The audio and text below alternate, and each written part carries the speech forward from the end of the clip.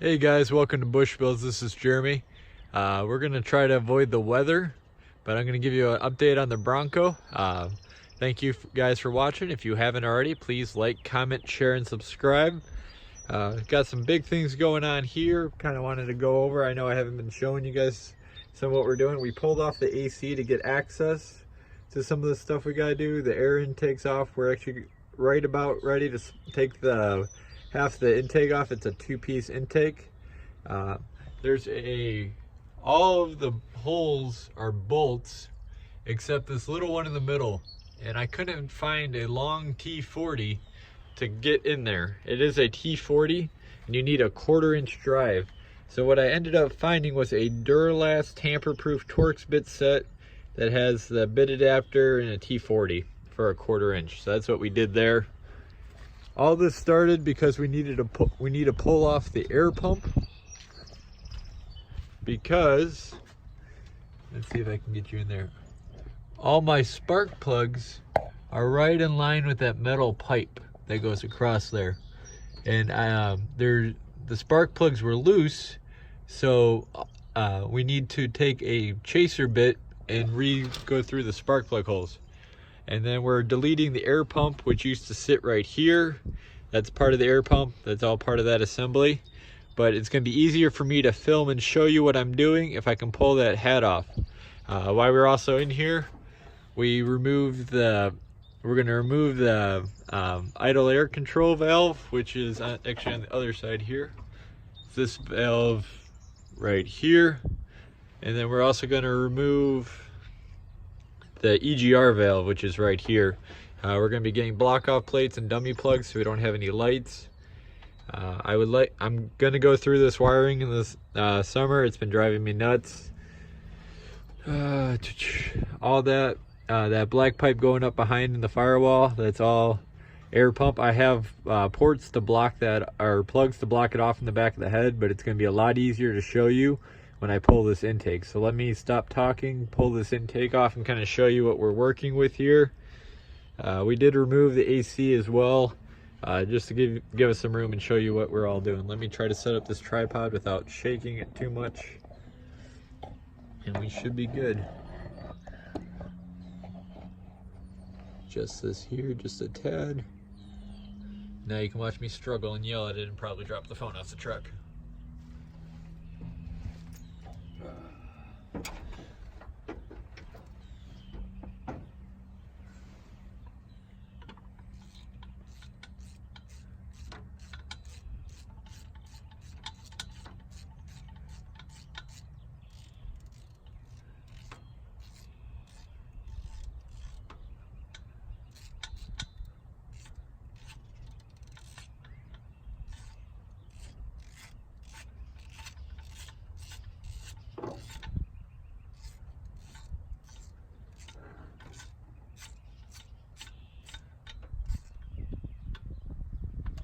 So that's out.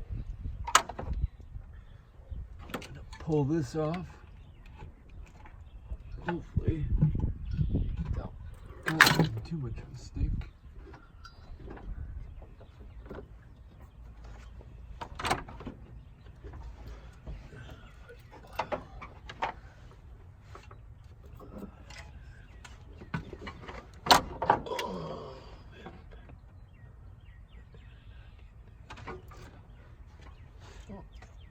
Got a sensor.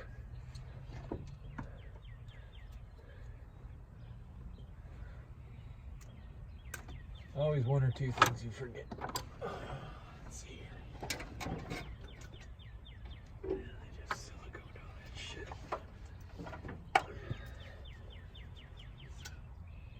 Set that down.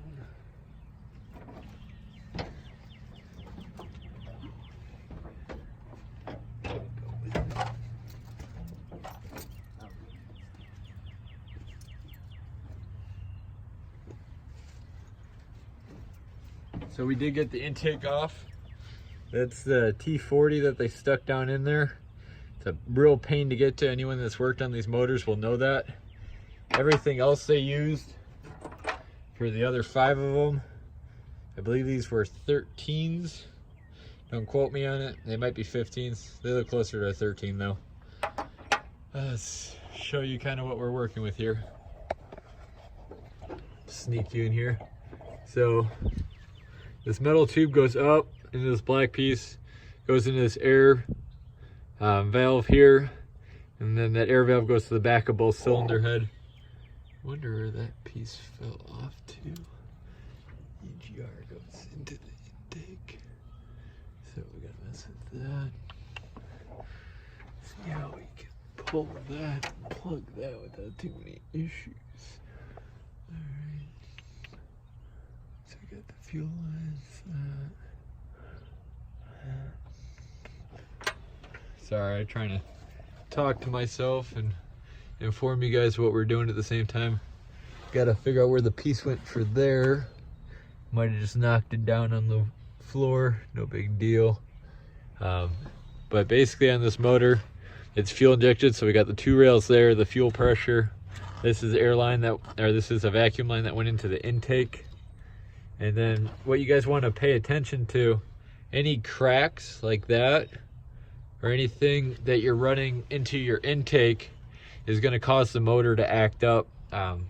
My truck's notorious for not wanting to idle. That's one of the reasons. That intake was on finger tight, every single bolt. Everything I've been working on has been finger tight or half tight. So it's been just a real kick in the pants. Let's see here. So we got to pull that off, figure out where that line looms in, disconnect that. We got some block offs, because we got to go through and delete these or block them off. It's just a project. I'll show you on the intake where we're having issues. Really don't know where that cap went. Shut down here real quick. Yeah, if not, we'll just get a little, actually I might have pulled that. Oh well. So I got to figure out this EGR tube. It's just flexible. It goes down to this. Oh, cool. So I might just be able to get a big bolt for that EGR tube. We'll just match up the threads and block that. Let's open.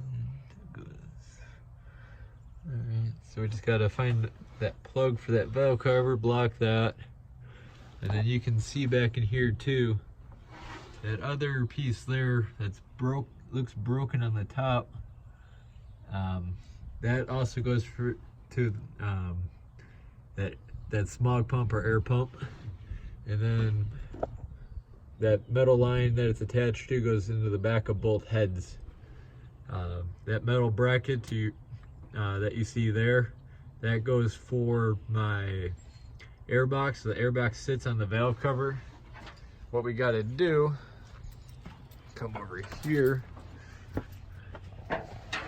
So on this valve cover, it's actually missing bolts for some silly reason, and it's causing it to leak. So we're gonna get some bolts, block the EGR, figure out what we're doing.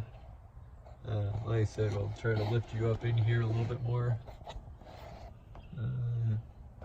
Kind of show you. It's not really gonna work the way I want it to.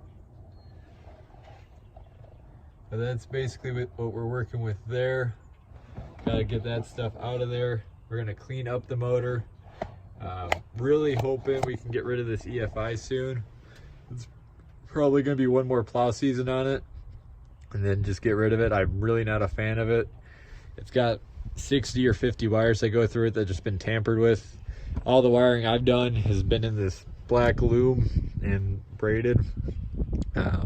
Still gotta go through, run all new power cables. We're gonna go through all that stuff. Unfortunately, just got busy. Winter's been cold, so we've just been running it real sloppy. We're gonna go through, I'm actually looking into a busman fuse and relay system just to clean everything up. So all your vacuum lines go into this weird looking port, but if you don't use them, you need to block them off, because else it's gonna cause issues. And then that one bolt sits right in there, and I have an arrangement of very, very, very expensive Torx bits. So I have before you guys say, oh, try to use something else, I have a T40 long torque snap-on that doesn't fit in there because the socket end's too big. I have the snap-on short torque bits that don't want to go in there. So out of the hundreds and hundreds of dollars worth of torque bits I own, a $7 Duralast, let's see here, 1/4 inch drive, tamper-proof torque bits, that part number 60-700 saved my bacon. So I mean, it's not always, you know, having the best tools or whatever. It's just knowing what you need to do and knowing what you need to get. We're gonna try to do some update videos, try to pull some stuff off and then show you, pull some, so you guys don't miss too much here. It's kind of hard because we still can't edit. I like to go through and, you know, show you guys as much as humanly possible. That's kind of our goal here. Currently I'm trying not to get rained on, but I'm gonna get some of this stuff pulled off. So we're gonna call this part 1 / introduction air intake removal. Show you guys that. And then, let's see here, because I don't think I'm gonna be able to pull that. Probably pull some of this stuff apart and get back to you guys. Again, thank you for watching. Please like, comment, share, and subscribe. I'll put up another video after we get all this stuff kind of cleaned up and figured out. Again, thank you guys so much and have a wonderful day.